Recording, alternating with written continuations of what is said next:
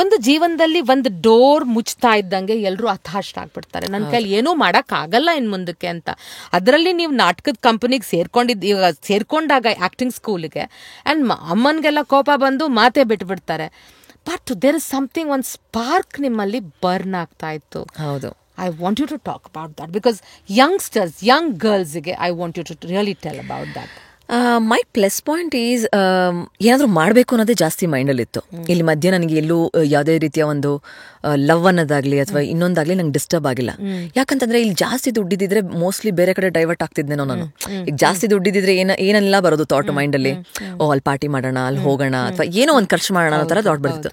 But ಇಲ್ಲಿ ದುಡ್ಡೇ ಇಲ್ಲ, PG ಕಟ್ಟಕ್ಕೆ ದುಡ್ಡು ಸಿಕ್ಕರೆ ಸಾಕು ಅಂತ. ಅದ್ರ ಜೊತೆಗೆ ಇದೇನೋ ಒಂದು ಮಾಡ್ತಾ ಇದೀನಿ ಅನ್ನೋದೇ ಒಂದು ಹೆಮ್ಮೆ. PG ಕಟ್ಟಕ್ಕೆ ನಾವು ಇಷ್ಟು ಕಷ್ಟಪಡ್ತಾ ಇದೀನಿ ದುಡ್ಡು, ಬಟ್ ಅದ್ರ ಜೊತೆ ಮುಂದೆ ಏನೋ ನಾನು ಬುನಾದಿಯಾಗಿ ಹಾಕ್ತಾ ಇದ್ದೀನಿ ಅನ್ನೋ ಒಂದು ಕಾನ್ಫಿಡೆನ್ಸ್. ಅದಾದ್ಮೇಲೆ ಕೋರ್ಸ್ ಮುಗಿಯುತ್ತೆ. ಕೋರ್ಸ್ ಮುಗ್ದಾದ್ಮೇಲೆ ಮತ್ತೆ ಅದೇ ಆಮೇಲೆ ಗೊತ್ತಾಗುತ್ತೆ ಆಚೆ ಬಂದ್ಮೇಲೆ, ಇದು ಇಂಡಸ್ಟ್ರಿ ಅನ್ನೋದು ದೊಡ್ಡ ತಿಮಿಂಗ್ಲ ತರ, ದೊಡ್ಡ ಸಮುದ್ರ ಇದು, ಇಲ್ಲಿ ತುಂಬಾ ಕಷ್ಟ ಇದೆ ಈಜಾಡೋದು ಅಂತ ಅಂದ್ಬಿಟ್ಟು. ಫೋಟೋಸ್ ಎಲ್ಲ ಯಾವಾಗ ಕೊಡ್ತೀವಿ ಅವಾಗೆಲ್ಲ ಆಬ್ವಿಯಸ್ಲಿ ಅನ್ಗ್ರೂಮ್ಡ್ ಆಗಿದ್ದೆ ನಾನು. ಅಂದ್ರೆ ಒಂದು ಆಡಿಷನ್ಗೆ ಹೇಗೆ ಹೋಗ್ಬೇಕು ಅನ್ನೋದೇ ಗೊತ್ತಿಲ್ಲ. ಇನ್ನ ನಂಗೆ ಚೆನ್ನಾಗಿ ನೆನಪಿದೆ, ಕಾಮಿಡಿ ಕಿಲಾಡಿಗಳು ಅನ್ನೋ ಒಂದು ಶೋ ಅವಾಗ ಸ್ಟಾರ್ಟ್ ಆಗಿದ್ದು. ಅಷ್ಟೊತ್ತಿಗಾಗ್ಲೇ ರೆಕಗ್ನೈಸ್ ಆಗಿದ್ರು ಅನುಶ್ರೀ ಅವರು. ನಾನು ಅನುಶ್ರೀ ಅವರು ಒಂದು ಶೋ ಹೋದ್ವಿ ಆಂಕರಿಂಗ್ ಆಡಿಷನ್ಗೆ. ಅವಾಗ ಅನುಶ್ರೀ ಅವ್ರು ಬಂದಿದ್ದ ರೀತಿನೇ ಬೇರೆ ತರ ಇತ್ತು ಆಡಿಷನ್ಗೆ. ಬಟ್ ನಂದು ಡ್ರೆಸ್ಸಿಂಗ್ ಸೆನ್ಸ್ ಇರಲಿಲ್ಲ, ನನಗೆ ಅನ್ಗ್ರೂಮ್ಡ್ ಆಗಿದ್ದೆ. ಅಂದ್ರೆ ಈ ರೀತಿ ಹೇರ್ ಬಿಟ್ಕೊಂಡು ಹೋದ್ರೆ ನಾವೇ ಒಂದ್ ಸ್ವಲ್ಪ ಯಂಗ್ ಲುಕ್ ಕೊಡುತ್ತೆ, ಇವೆಲ್ಲ ನಂಗೆ ಗೊತ್ತಿಲ್ಲ.